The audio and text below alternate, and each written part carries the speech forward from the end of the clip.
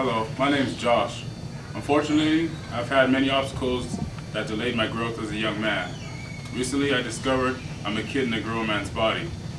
Due to my abandonment issues and my insecurities, there are many other character defects that arose to the lack of love and support from my parents. As a direct result of my character defects, I found myself going down a path that led me absolutely nowhere. I came to a conclusion that I had to make a decision to want a better life. Just for the record, I come from a family of 5 kids, me being the second oldest. My mom, Judy, is 5'3", black female with dreadlocks and a dry personality. She gave me everything I ever wanted except for the most important ingredients, love and understanding. My mom was born and raised in Tobago, where a large percentage of her family still lives today. 7 years of my life I spent on an island called Tobago, which is similar to Jamaica in many ways. Those 7 years, I was separated from my mother and my father, Jeffrey. My lame-ass dad's from Chicago. Last time I talked to him, he was staying somewhere in Riverside.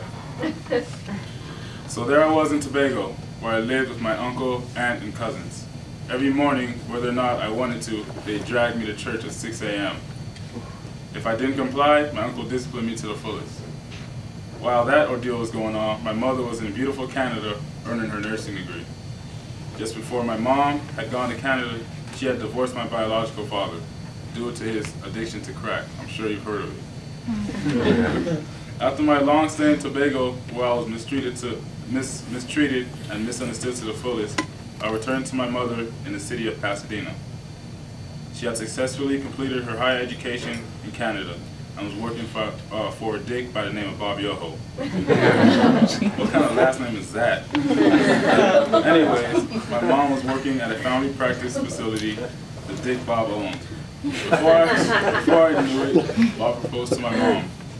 Of course, she said yes. I thought to myself, damn, she didn't even stop to think about my opinion. I guess she knew I didn't like him from the get-go, especially when he told her I had poured a soda straight into his air conditioner. About 2 to 3 years later, they decided to have a little baby named Hannah. I really wanted to be mad at my sister because I knew she was going to take what little attention I was getting away from me. But I knew it wasn't her fault. Later down the line, they decided to have another baby and ended up with fraternal twins. Their names are Alan and Sarah. At that time, I had just entered the 7th grade. I had started experimenting with different types of drugs. I started off with weed and progressed to harder drugs. I believed that that was the way to deal with my problems. I started doing cocaine and psychedelics to fill the void in my life and to suppress my emotional problems.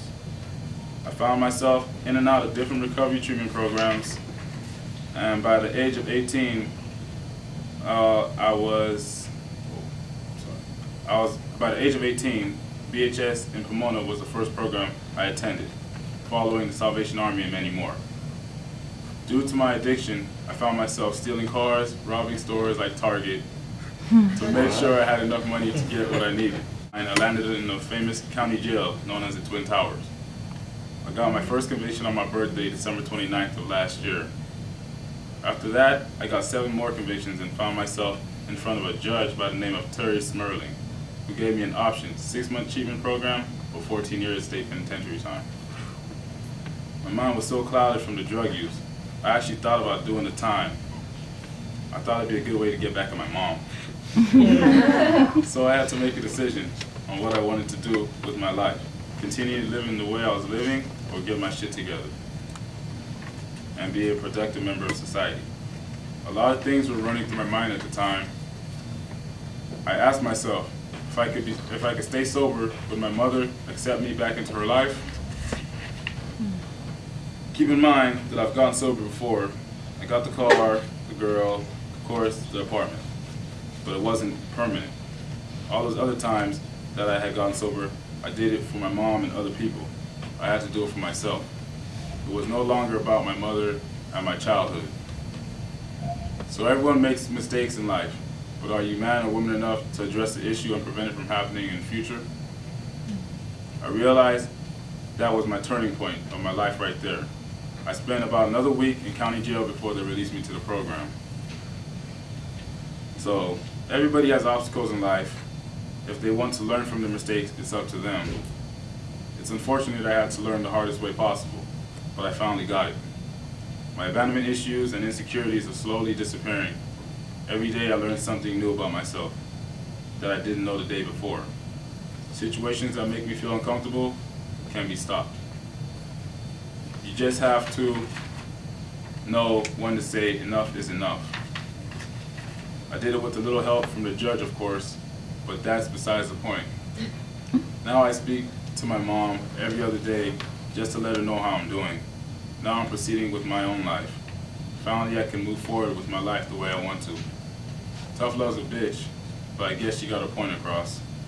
I'm finally growing up to be the young man she always wanted me to be, and the son that she lost such a long time ago.